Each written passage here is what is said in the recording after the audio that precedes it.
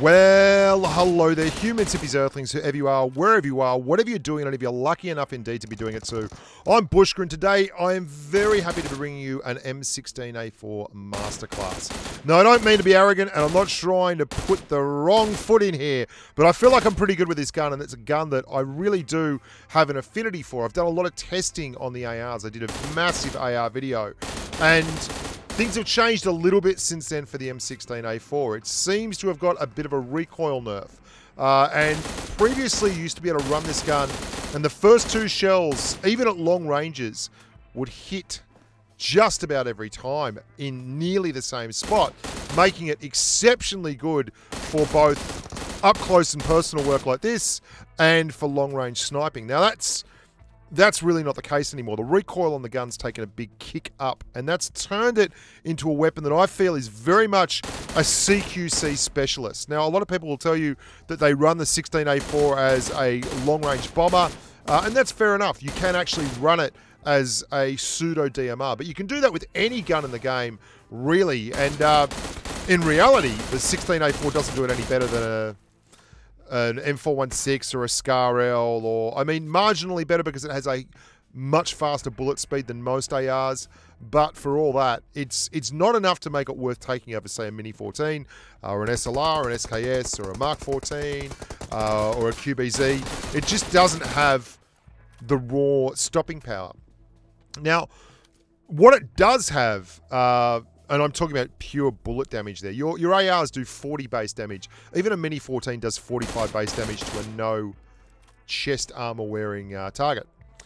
Where the M16A4 really excels is close quarters when you land all your shots.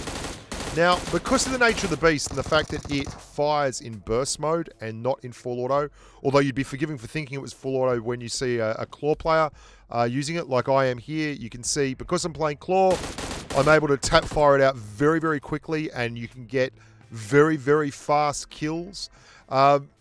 Because it fires in burst, it really isn't friendly for thumb players. You can use it, but it's not as effective. Because what happens is you have to lift your thumb off to aim quite often, and it just doesn't work. If you're running claw and you get to tap fire it as fast as you possibly can with your finger, then you are able to use it a treat. The M16A4 has the fastest time of any AR to clear a level 2 vest wearing target. And that's important because when you're in CQC, that means if you hit all your shots, you win. Like, that's all there is to it. But with great power comes great responsibility, and the responsibility is hitting your shots. Because if you're not hitting your shots, it's a train wreck. It really, really is. It just is a train wreck. And it's why it's also very, very hard to master. It's super high risk, super high reward is the way of looking at it. And for me, I love that. It makes the gun interesting. It makes the gun worth running. 0.19 seconds is the fastest I've been able to get it down to. 0.18, 0.19 in tap firing it out. If you are slow on the tap, you don't clear them. But watch, I mean, if you get both clip, if you hit with all 5, they just instantaneously fall over. But if you miss, like, watch this. This is the brutal honesty. When it's not hitting and you have to chase a target down, then you're better off using, you know, an M416 or something like that where you can spray it out. Because it is a harsh mistress when it is not performing. I mean, look how long it took me to clear that dude. And this is why I feel like I am ideally situated to talk to you about this gun. Now, if I'm running this gun, it is being run on Erangel or it is being run on Sanhok. I would not run this gun on Miramar. Miramar is the king of the long-range gunfight. It is really a super, super ranged fighting map. You do not want to be stuck fighting with an M16A4 at 150 meters as your AR. It is a terrible, terrible idea. Even at 50 meters, you're not guaranteed any way, shape, or form. You're not guaranteed of getting those shots in. Those are 2 good clears, but it doesn't mean it's going to happen like that all the time. So I would not recommend using this gun on Miramar. I would recommend using this gun in these kind of situations. CQC, especially situations where you can pre-fire. And I would not recommend using this gun as a thumb player at all. There are far better options out there for you than the M16A4. But I get a lot of people who just start sprouting false information, telling me all the PC stats on, well, it's not really that great at damage and all that. The Vector's the best and all this kind of thing. Guys, I've done the numbers on this. I did it today again. I got in a training room and I hit people with it. And look at the pre-fire here. I mean, it's brutal. It's really, really brutal. And this gun works. It just flat out works. It still works for me and it works constantly. But it's not as good as it once was because they have certainly done something with the recoil. And it makes me feel like it's purely and simply a 100% CQC gun now. And I can't reiterate this strongly enough. If you're a thumb player, this is not a good gun for you to be running.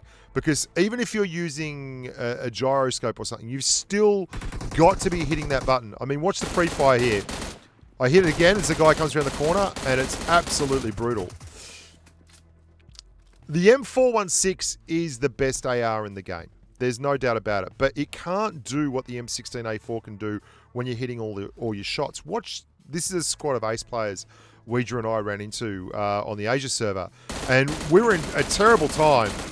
And the M16A4 basically saves my ass here. There's no way around it. Watch this guy leap off here and just get M16A4'd all over. It's a brute. It's a raw energy brute that just tears stuff up and takes no prisoners whatsoever. But it really is a case of needing to be good at hitting your targets and good at aiming the gun. Because if you're not, then you won't do well with the M16A4. In fact, you'll be just a detriment to yourself. And you can see there, it is not a cakewalk to hit with this gun at 30, 40, 50, 60 meters. It's a gun that really, it's like an AKM. It is literally like an AKM. You want to be using it up close and personal, or you don't want to be using it at all. And with that in mind, it doesn't have the versatility of an M416. Quite often what I'll run on Miramar is 2 QBZs. Like, I love the QBZ. I don't want to get into that now for the reasons. But one of the things that I would like to note is I'm using a suppressor here. That's because I couldn't find a compensator. If you can get a hold of a compensator, get a hold of it. It is the only way to improve the gun handling on the M16A4, and it makes a massive difference. And if you're using it in CQC and short to mid-range engagements, then you'll really see a huge difference. If you're going to run it as a secondary slot DMR because you don't have anything else, then happy days. Like, I can understand why you do that. But this is the gun that if you want to clear a target and you want the best possible time to do it, this gun can do it. If you want the high risk, high reward kind of playstyle that I tend to enjoy, then try the M16A4.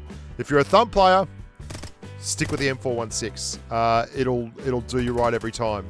You can't look at the mobility. Like, if you're running around doing this as a thumb player, then you're going to be missing a lot more shots. I hope that was good for you guys. I hope you enjoyed it.